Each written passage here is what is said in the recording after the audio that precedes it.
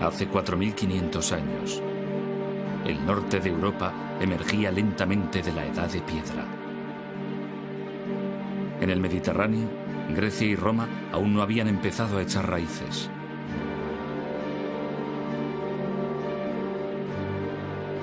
Mesopotamia todavía estaba muy lejos de la llegada del gran imperio asirio. Pero en el sur, en la zona nororiental de África, tomaba cuerpo algo sin paralelo en la antigüedad.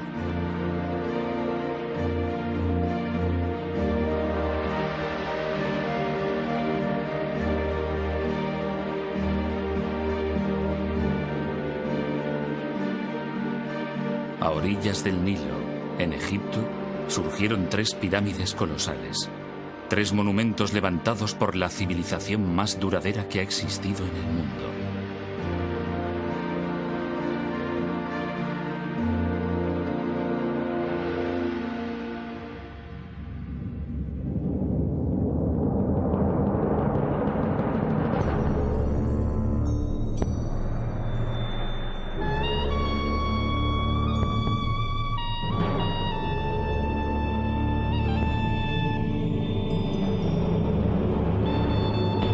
Egipto.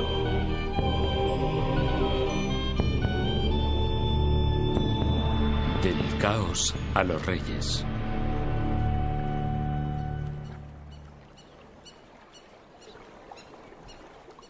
Cuando el historiador griego Heródoto visitó Egipto, 4 siglos y medio antes de nuestra era, quedó impresionado. Las maravillas eran mayores que en cualquier otro país, observó.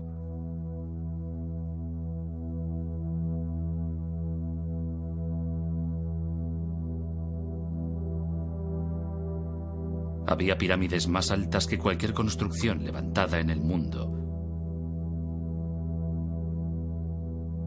Avenidas de esfinges, mitad humanas, mitad animales. Y altos pilares de piedra llamados obeliscos. Había estatuas gigantes de faraones fallecidos mucho tiempo atrás. Y momias exóticas cubiertas de oro. Y por doquier, los símbolos enigmáticos de su escritura sagrada.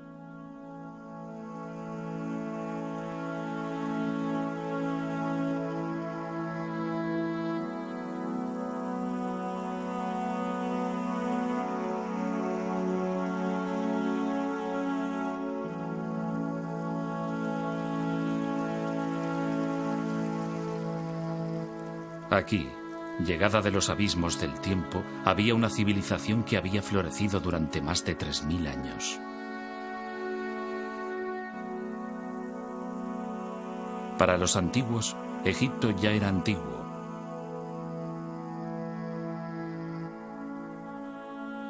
Cleopatra, que reinó en el siglo I antes de nuestra era, está cronológicamente más cerca de nosotros que de los faraones que levantaron las pirámides. Egipto es tan antiguo que durante siglos sus orígenes permanecieron envueltos en el misterio.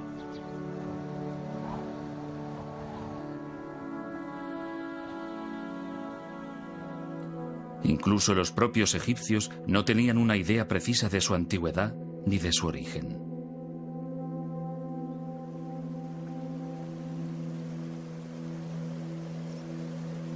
Heródoto dijo que Egipto era un don del Nilo. Pero los egipcios sabían desde el principio que la vida en el Nilo podía ser muy precaria. Rodeados por una extensión infinita de desierto,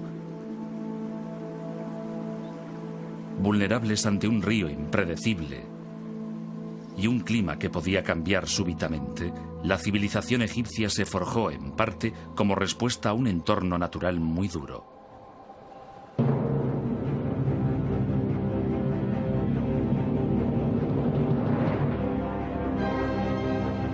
Los egipcios lo llamaban caos. Acechando en la oscuridad, había fuerzas poderosas que esperaban ser liberadas.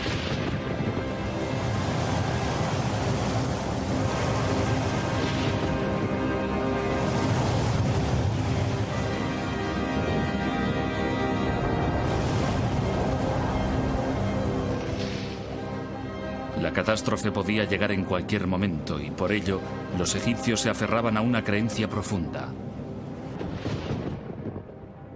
El orden, opuesto al caos, era la voluntad de los dioses. Para mantener el orden y dominar el caos, los egipcios imaginaron un rey que era un dios vivo, la manifestación terrestre de Horus, el halcón, el gobernante de los cielos. Enfrentado a él estaba el dios del desgobierno, Set, el precursor del caos. El eterno conflicto entre orden y caos guiaría, finalmente, el destino de la civilización egipcia. Pero la verdadera historia de lo que ocurrió se desvaneció con el paso del tiempo.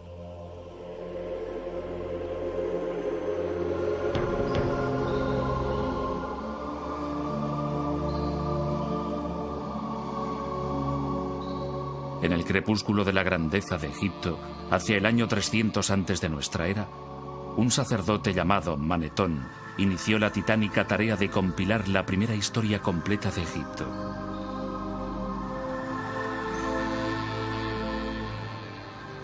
Pudo haber sido un reto desalentador, pero en las bibliotecas de los templos y en los muros de los lugares más sagrados de Egipto ya se habían escrito algunos volúmenes.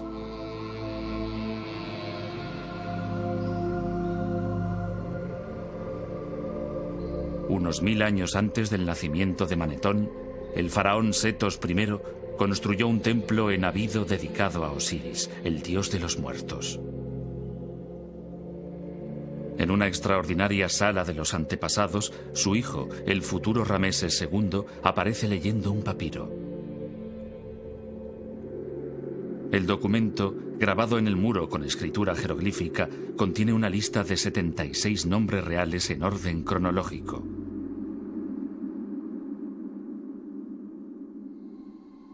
Cada nombre está rodeado por un estilizado anillo de cuerda.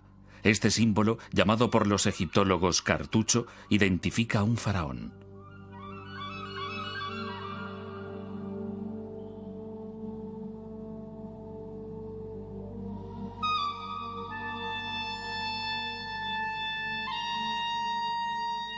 Utilizando documentos como este, Manetón dividió su historia en 30 dinastías reales.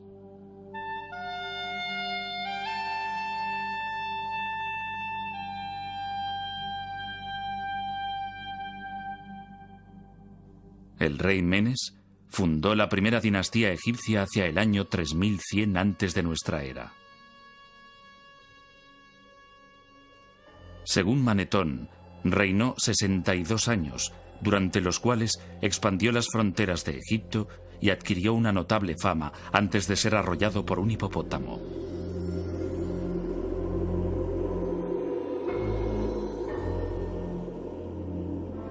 Antes del reinado de Menes, Egipto había sido gobernado por unos semidioses llamados espíritus de los muertos.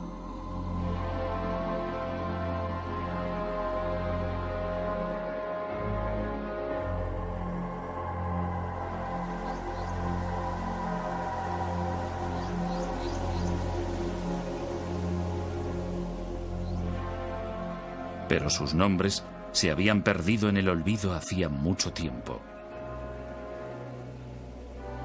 ¿Eran los espíritus de los muertos historia o mitología? ¿Dónde empezó en realidad la civilización egipcia? Irónicamente, no comenzó en las orillas del Nilo.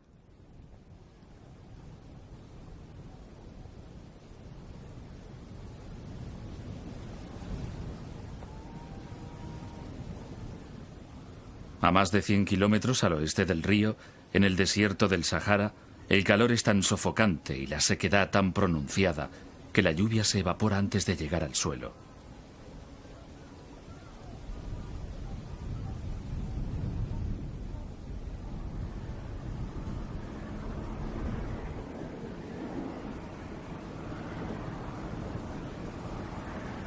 Aquí, en este paisaje desolado, vivió una tribu de nómadas que pudieron haber sido los antepasados de los faraones.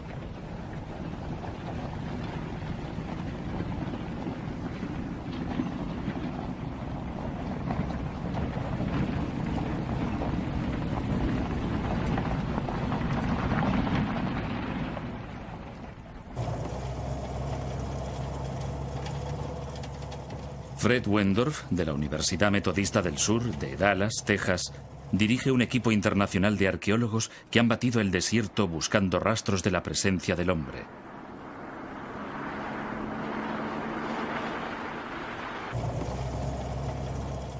En 1974 localizaron un antiguo asentamiento en el borde de una depresión poco profunda que llamaron Playa Napta.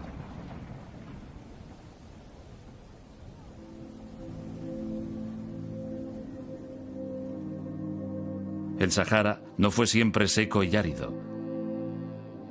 Las fechas obtenidas por radiocarbono revelan que, hacia el año 8000 antes de nuestra era, el monzón tropical africano se desplazó hacia el norte, dando lugar a la caída de lluvias torrenciales en el desierto y a la formación de lagos estacionales. Uno de estos lagos fue Playa Napta. Aquí, rodeados por zonas de pastos para alimentar a su ganado, la gente podía protegerse del calor y de las variaciones climáticas del desierto.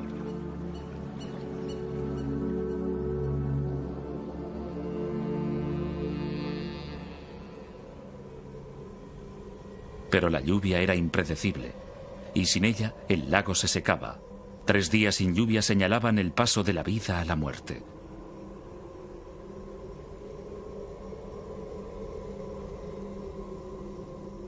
Cuando la supervivencia estaba en entredicho, sucedió algo sorprendente.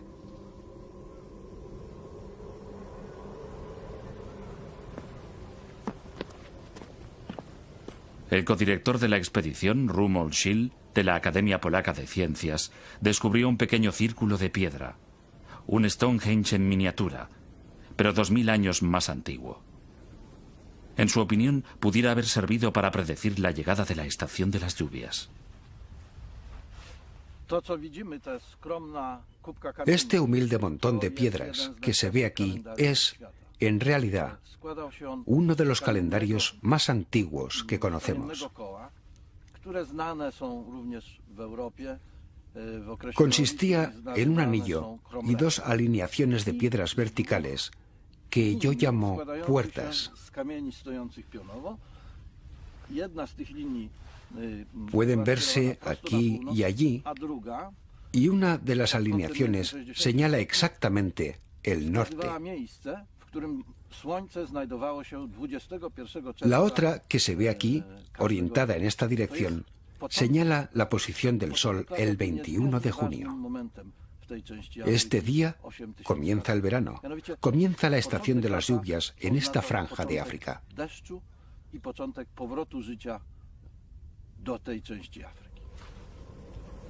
El descubrimiento de este calendario circular solo fue el inicio de una serie de hallazgos. Cerca de allí se encontraron varias piedras colocadas formando círculos que marcaban la situación de hoyos profundos.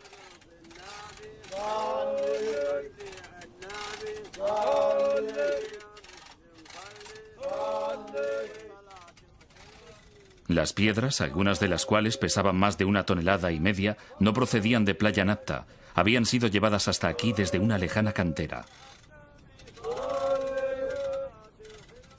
Para los habitantes del desierto, transportar grandes piedras y levantarlas era algo que requería un inmenso esfuerzo y mucha organización. Siendo así, ¿por qué lo hicieron?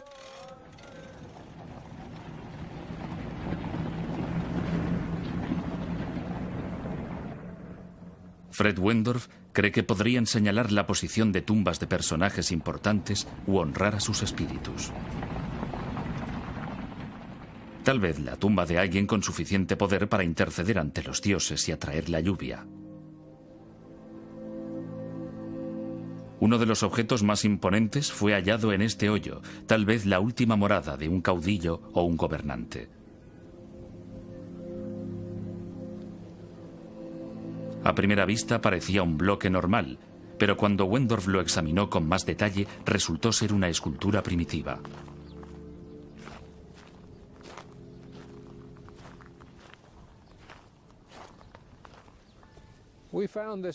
Encontramos esta piedra de enormes dimensiones y muy bien labrada en este hoyo, 1 metro por encima de una gran roca que tiene forma de hongo y que le servía de base. Se puede comprobar que fue cuidadosamente trabajada. Las superficies fueron perfectamente pulidas y las aristas afiladas. También se aprecia que sabían cómo controlar el tamaño del bloque haciendo las incisiones que se ven en esta cara. Después, mediante una cuña, quitaban los pedazos sobrantes en los lugares exactos que querían.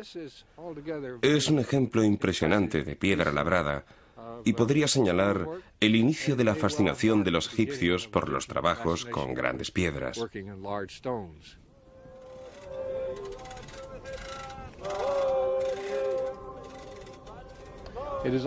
También es una prueba importante de la existencia de diferentes estratos sociales, porque se necesitó habilidad para controlar a la multitud de hombres dedicados a dar forma al bloque y ponerlo en una posición que encajara con la piedra que lo sustentaba.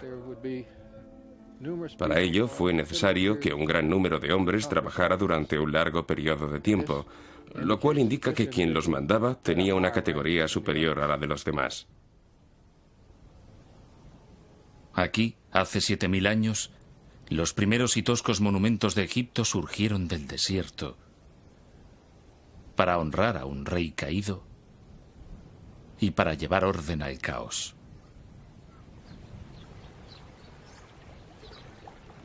Pero para los habitantes de Playa Napta, el tiempo llegaba a su fin.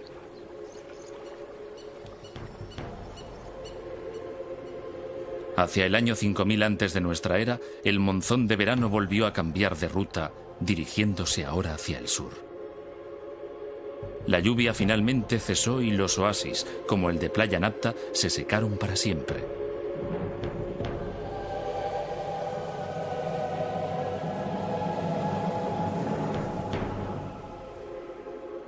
Obligados a abandonar el desierto, sus habitantes tomaron el camino del este, hacia el Nilo.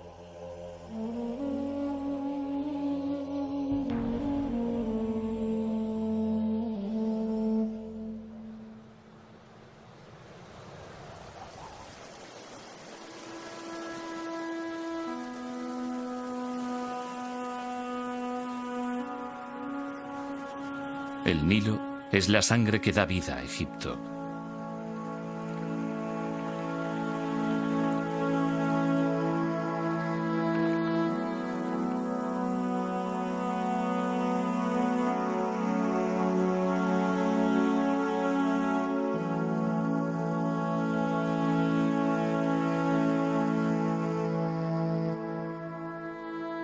Desde su nacimiento, en las profundidades del este africano, el río fluye hacia el norte durante unos 6000 kilómetros antes de llegar a Egipto, donde forma un oasis que se extiende a lo largo de unos 900 kilómetros.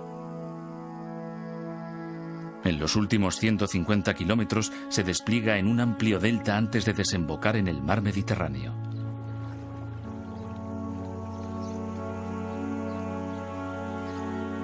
Para la historia egipcia, el Nilo fue a la vez una bendición y una maldición. Una vez al año, cargado con el agua de las lluvias monzónicas en Etiopía, el río inundaba sus riberas depositando una tierra muy fértil que los egipcios llamaban Tierra Negra.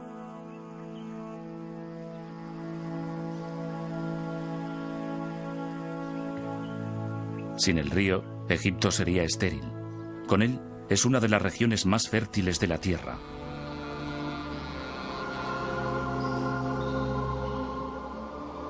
Pero en el pasado, el río era tan impredecible como la lluvia en el desierto. Una crecida demasiado alta podía arrasar aldeas. En cambio, si era demasiado baja, ocasionaba hambre. Para escapar del caos de la incertidumbre, los egipcios idearon el primer calendario del mundo basado en 3 estaciones de 4 meses cada una.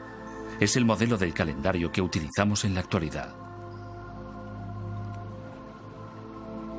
Pero entonces no estudiaban el tiempo, estudiaban el Nilo.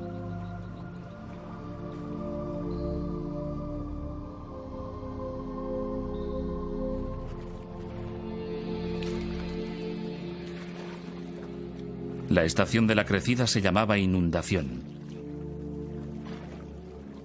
En invierno, cuando el agua se retiraba, se procedía a cultivar la tierra emergente. Durante la estación seca, cuando el Nilo estaba en su nivel más bajo, se realizaba la cosecha.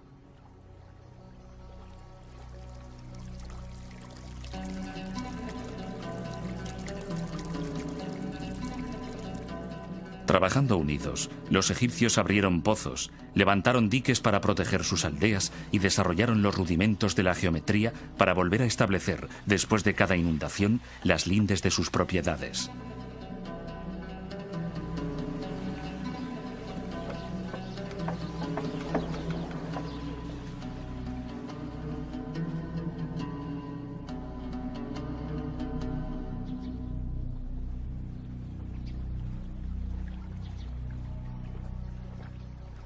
En el año 4000 antes de nuestra era, cuando los habitantes de Playa Napta ya se habían instalado en el valle del Nilo, empezaron a aparecer los primeros indicios de la civilización egipcia. Alfarería bellamente decorada. Paletas en forma de animales para mezclar cosméticos.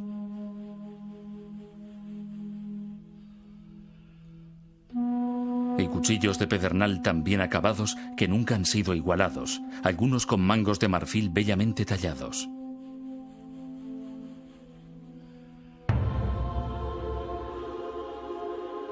Gradualmente, entre los años 4000 y 3000 antes de nuestra era, emergieron dos poderosos reinos. Al discurrir el río de sur a norte, el reino que floreció en el delta del Nilo recibe el nombre de Bajo Egipto, la tierra de las plantas de papiro. El reino del Alto Egipto, la tierra del loto, se desarrolló en el valle del Nilo. Los símbolos de las dos tierras se entrelazan a través de la historia egipcia. Significan la unión de dos territorios para formar la primera gran civilización del mundo.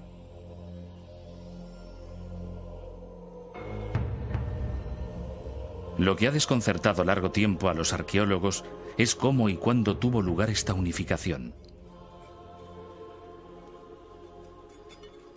René Friedman, de la Universidad de California en Berkeley, y sus colegas están buscando pistas de ello en la antigua capital del Alto Egipto.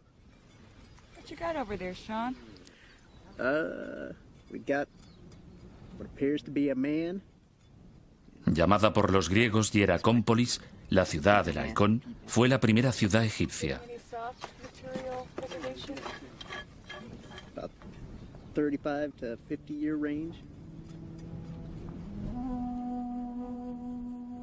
Sus monumentos y construcciones desaparecieron hace tiempo.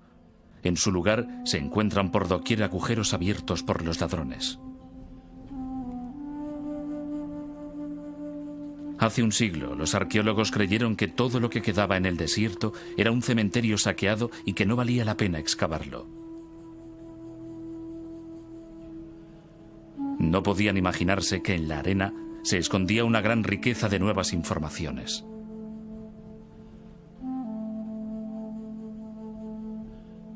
Recientes descubrimientos muestran que hace 5500 años Hieracómpolis era uno de los asentamientos más importantes que se levantaban a orillas del Nilo.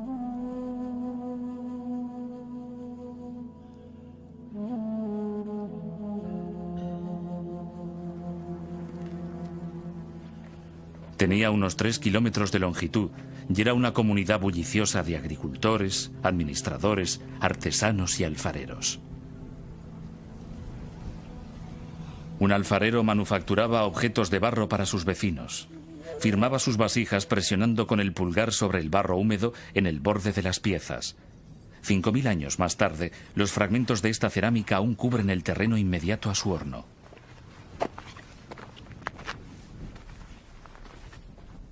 A causa de un grave accidente, todavía es posible identificar su casa. Estos son los restos de la casa del alfarero. En todo Egipto es la casa más antigua que se ha conservado y su buen estado de conservación se debe a que el alfarero trabajaba demasiado cerca de su vivienda. Por fortuna nuestra y desgracia suya, cierto día un cambio de viento hizo que el fuego del horno superara la corta distancia que había hasta su casa y la incendiara. El fuego quemó y endureció el limo y el adobe que formaban la parte inferior de la casa. reduciendo las vigas y las esteras de sus paredes al carbón y a las cenizas que vemos aquí.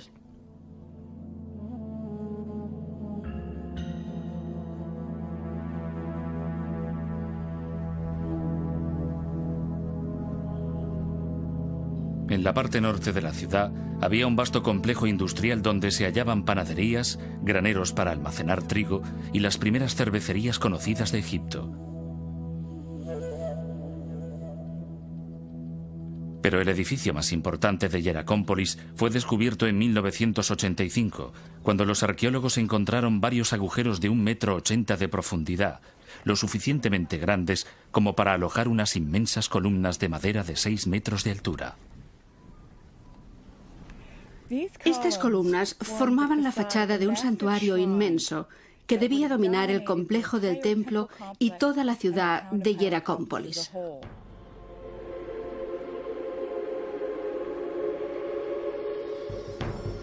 Es el primer templo conocido de Egipto.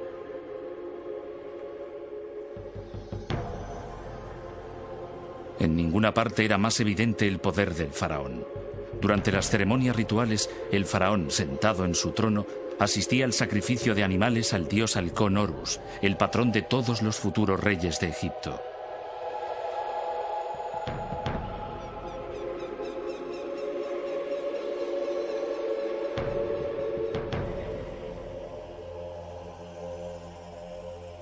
Pensado para recordar la silueta de un animal agachado con cuernos y una cola, el templo estaba ricamente decorado con esteras de colores y pilares, tal vez hechos con cedros importados del Líbano.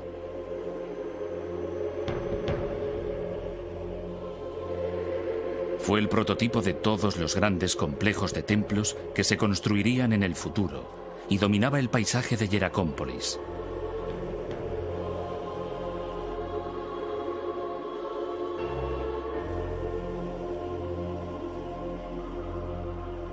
Pero a la ciudad del halcón le salió una rival en Buto, la capital del Bajo Egipto.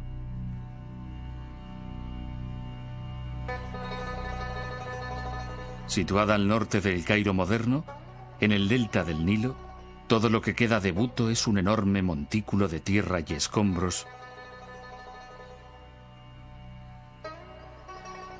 Y estas piedras y estatuas que datan de 2000 años después.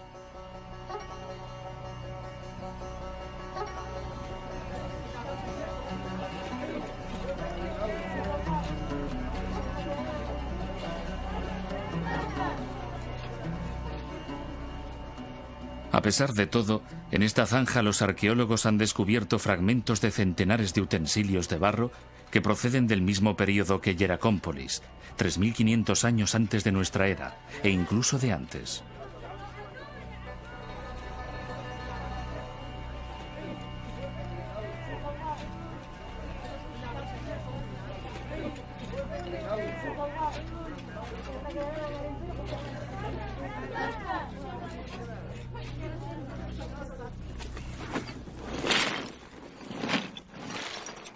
Dina Faltings, del Instituto Arqueológico Alemán, es la responsable de la excavación y una experta en el estudio de cerámica antigua. Reuniendo fragmentos y comparándolos con la cerámica de Hieracómpolis, realizó un descubrimiento sorprendente.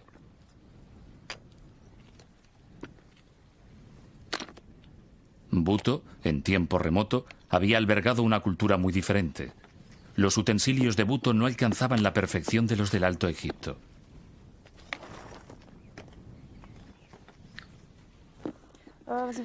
Tenemos aquí una vasija de cerámica formada por una base y unas láminas verticales dispuestas a su alrededor que simplemente fueron unidas y calentadas superficialmente para fijarlas al conjunto. Se trata de una técnica poco evolucionada. En contraste con esto, tenemos algunas importaciones del Alto Egipto, como esta vasija. Es pequeña y elegante, de mayor calidad. Se observa incluso con el sonido.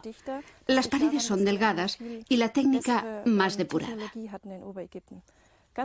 En el Alto Egipto tenían mejores hornos y evidentemente los habitantes del Bajo Egipto que hicieron estas vasijas lo sabían. Trataron de imitarlos, pero como su conocimiento del oficio y su desarrollo técnico eran inferiores, Los resultados fueron deficientes, como ponen de manifiesto estas vasijas que hemos encontrado.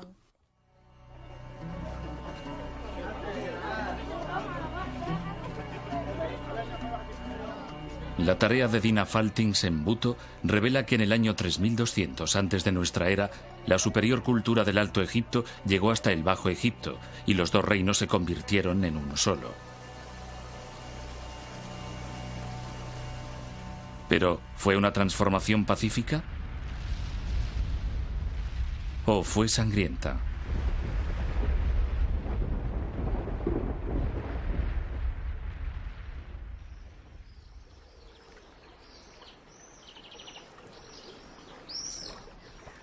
La unión de los dos reinos, que se extendía a lo largo del Nilo, era un punto de referencia en la evolución de la civilización egipcia. Pero cómo se llegó a ello era una pregunta de difícil respuesta. Todo lo que tenían los arqueólogos para basar sus teorías era un objeto encontrado en Hieracómpolis en 1898. Esta exquisita paleta ceremonial de pizarra data aproximadamente del año 3100 antes de nuestra era. Está dedicada a un rey del Alto Egipto llamado Narmer, que algunos creen que fue el legendario rey Menes, el primer faraón de Egipto. En una de sus caras, Narmer, tocado con una corona acabada en forma de bulbo, está a punto de golpear a un prisionero en presencia de Horus, el dios halcón de Hieracómpolis.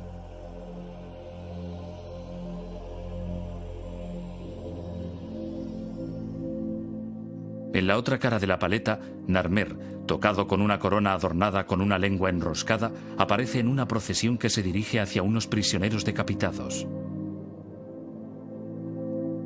Dos leones, con sus largos cuellos entrelazados, simbolizan la unificación. La clave para entender la paleta de Narmer son las coronas.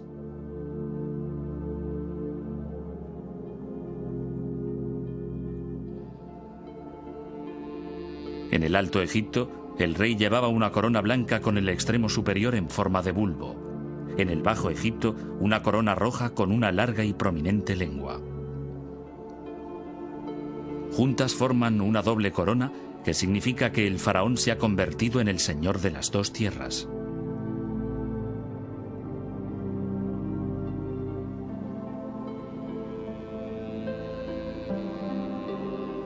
En los 3000 años que siguieron a la unificación, la imagen del rey ciñendo una doble corona aparecerá en estatuas y templos a lo largo y ancho de Egipto para indicar su dominio sobre todo el territorio.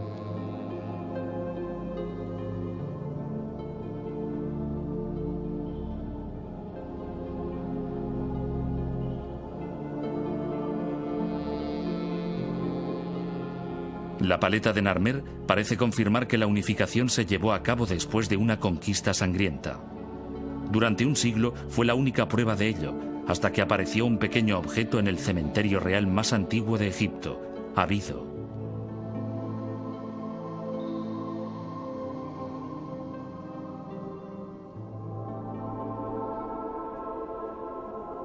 Considerada la última morada de Osiris, el rey de los muertos, el suelo está literalmente cubierto por fragmentos de cerámica, restos de las ofrendas a uno de los más importantes dioses de Egipto.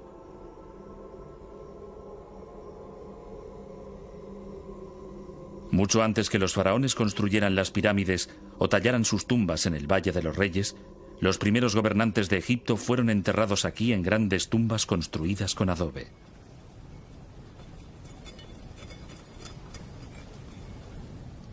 Cuidadosamente estudiado a finales del siglo pasado y comienzos de este, se creyó que el cementerio de Abido había desvelado todos sus secretos hasta que en 1977 el arqueólogo alemán Günther Dreyer volvió a excavar en el emplazamiento.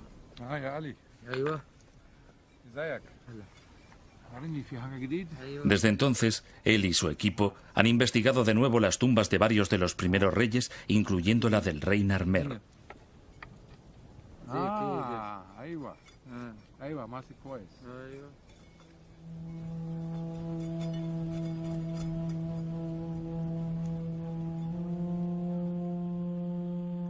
Dreyer se emocionó ante el descubrimiento de una etiqueta de marfil.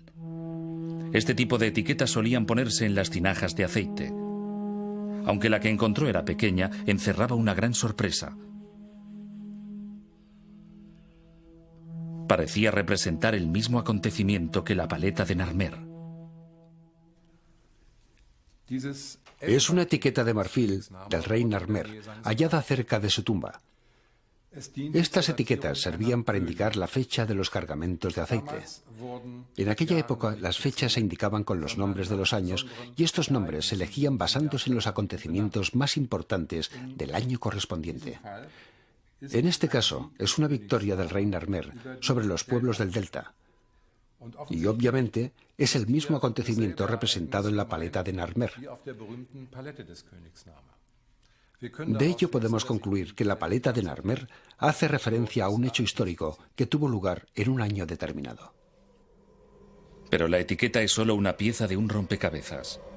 Otro descubrimiento realizado en Abido sugiere que el proceso de unificación había empezado mucho antes del reinado de Narmer, por lo menos 5 generaciones antes. Bajo estos montículos de escombros, Dreyer encontró las tumbas de los reyes de una desconocida dinastía anterior que ahora los egiptólogos llaman la dinastía Cero. En las tumbas había otras etiquetas, algunas incluso más sorprendentes que la primera. Aquí, grabada en marfil, estaba la prueba clarísima de que los egipcios habían elaborado un sistema de escritura totalmente desarrollado, no solo antes de lo que se pensaba hasta entonces, sino incluso antes de que lo hicieran los sumerios en Mesopotamia, a los que se consideraban los primeros en producir un lenguaje escrito. La primera escritura sumeria, que vemos aquí, era un sistema de contabilidad formado por sencillas imágenes y números. La escritura egipcia ya contenía signos que correspondían a sonidos, como los alfabetos modernos. Todos los signos jeroglíficos de estas etiquetas representan sonidos. La serpiente representa el sonido Y. Junto a 2 triángulos forma la palabra Yu, que significa montaña.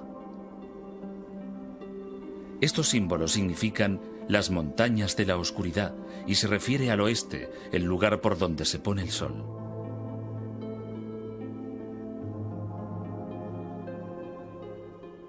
Los jeroglíficos de otras etiquetas indican que el rey ya recaudaba impuestos en el Alto y en el Bajo Egipto, una clara señal de que la unificación ya se había producido. Para consolidar el reino, se construyó una nueva capital en el punto de encuentro del Alto y el Bajo Egipto. Fundada por el rey Menes, que algunos egiptólogos creen que es el histórico rey Narmer, Memphis estaba destinada a ser la mayor ciudad del país.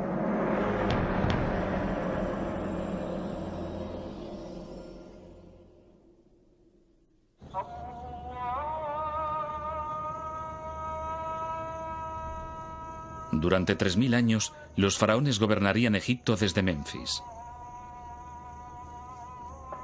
Hoy, de aquella ciudad solo quedan ruinas, pero nada que date de los tiempos del rey Narmer. Los egiptólogos hace tiempo que creen que la antigua capital siempre estuvo situada aquí.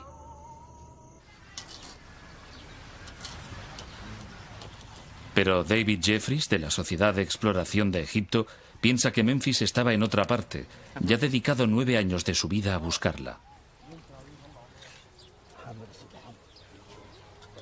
Utilizando una sencilla perforadora manual, tomó una serie de muestras en los campos que hay a 3 kilómetros al oeste de las ruinas. Los sondeos señalaron una importante capa de objetos situada a 3 metros de profundidad. Lo que esperamos encontrar en esta zona, unos metros por debajo de la posición que hemos alcanzado en este momento, es cerámica en el nivel inferior del limo, cerámica del periodo que se sitúa alrededor del año 3000 antes de nuestra era, el periodo de los primeros reyes del Egipto unificado y que representa la fundación de la capital del país en esta zona.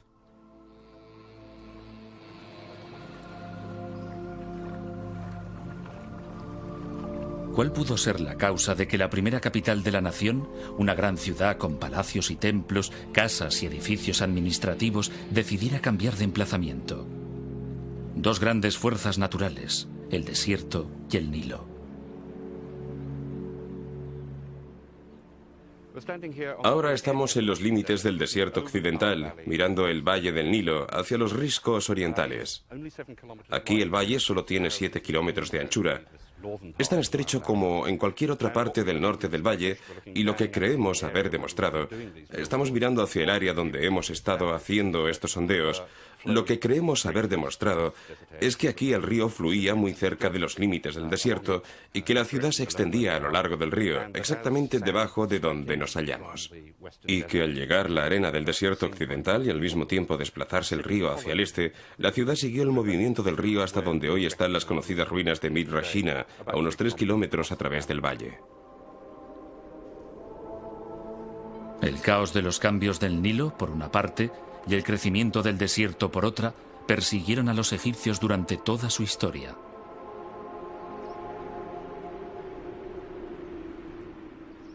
Para superar las continuas amenazas que los acechaban, pusieron su fe en un hombre y en el poder de los dioses.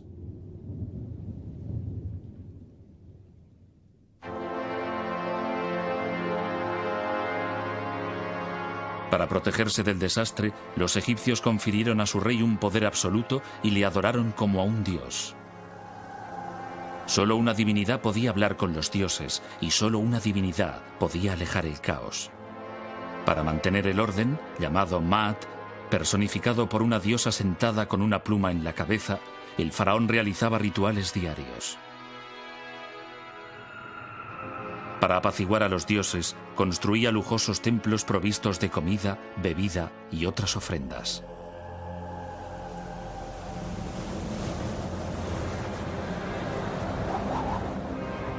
El caos se presentaba bajo varias formas. Podía manifestarse como una violenta tempestad de arena procedente del desierto o como un enemigo extranjero.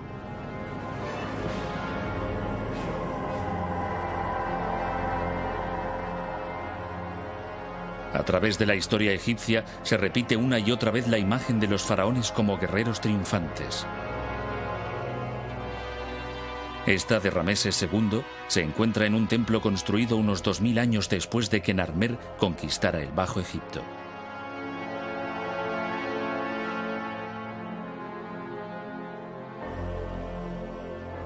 Seguramente Rameses nunca condujo un ejército al combate. La imagen es más simbólica que real. Un mensaje que indicaba a todos los que lo veían que el rey cumplía su deber sagrado de mantener Maat, el orden divino.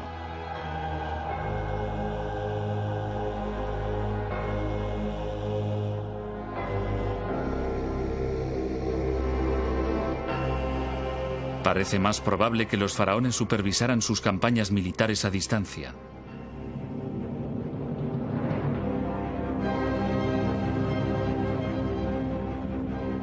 En el año 2280 antes de nuestra era, un importante oficial de la corte llamado Uni hizo que esculpieran los detalles de su extraordinaria carrera en los muros de su tumba. Uni explica cómo su faraón, Cíope I, se enfrentó a una tribu de nómadas.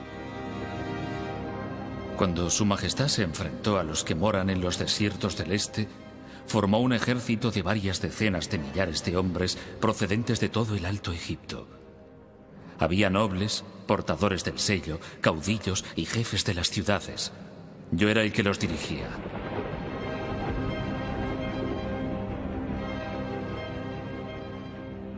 Este ejército volvió sano y salvo.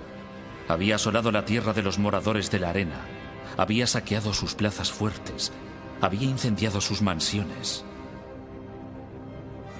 Su Majestad me alabó grandemente por ello.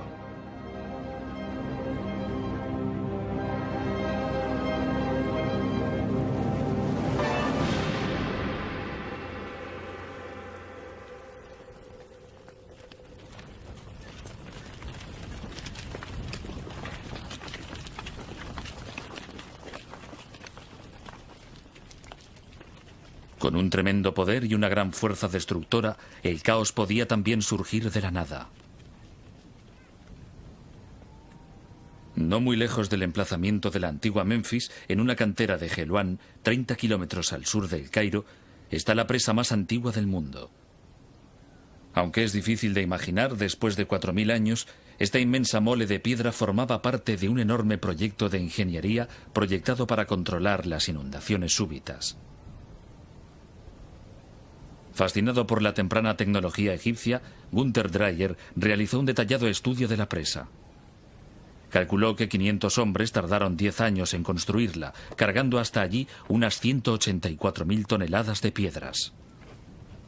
La presa era un intento extraordinario de dominar el caos. Por desgracia, no funcionó. La presa atravesaba el Wadi, desde allí hasta ahí. Tenía una longitud de unos 110 metros y una altura de unos 15. Era una construcción bastante sólida. La sección transversal habría tenido este aspecto. En la base, su longitud sería de unos 100 metros, en la parte superior de 60 metros. Estaba dividida en 3 partes. En el centro, un terraplén de arena, y en los 2 lados un conjunto de piedras sin labrar cubiertas con bloques de piedra caliza. Por desgracia, una crecida se llevó la presa antes de estar terminada. El agua vino por aquí y destruyó la parte inacabada. Después, en unos minutos, enormes cantidades de agua bajaron por el Wadi y destruyeron todas las instalaciones inferiores. Así, el trabajo de unos 10 años y 500 hombres fue en vano.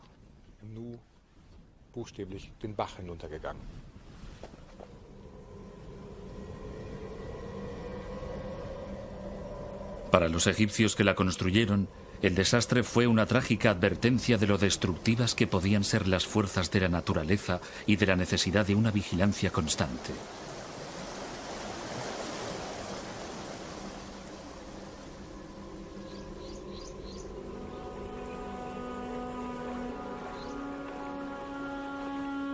Fue la particular visión del cosmos de los egipcios, moldeada por su entorno, la que sostuvo la civilización más duradera del mundo.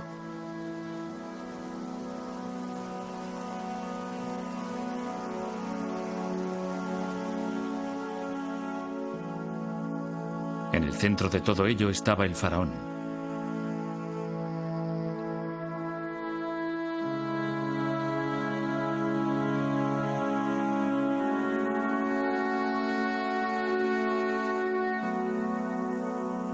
Con las artes forjadas por sus antepasados en el desierto y perfeccionadas a lo largo de las orillas del siempre cambiante Nilo, mantenía la balanza del universo con justicia y devoción. Luchaba contra los continuos y virulentos ataques de la naturaleza, las agitaciones sociales e incluso contra lo sobrenatural.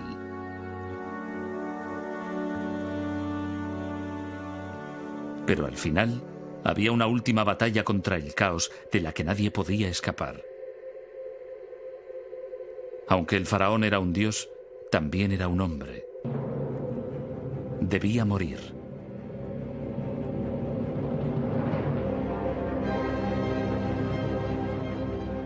Para evitar la calamidad, ordenó a los egipcios que empezaran a acarrear grandes piedras hacia los límites del desierto.